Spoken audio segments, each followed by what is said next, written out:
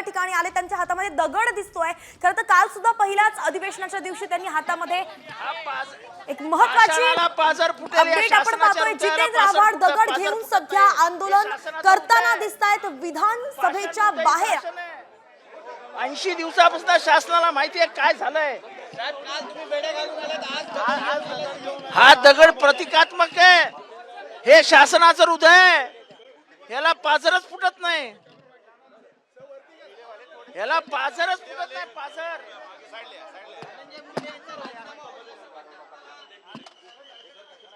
यांना पाझरच फुटायला तयार नाही तर राजीनामा कसा होईल।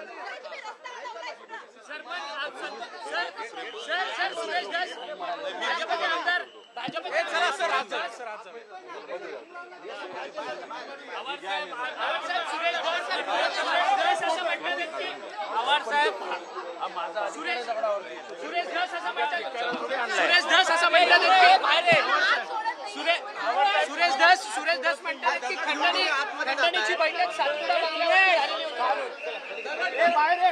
हे बघा याचा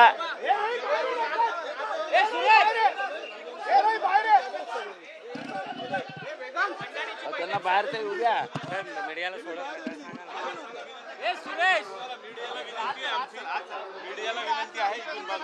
नाही, असं कसं काय, असं कसं काय साहेब, तुम्ही असं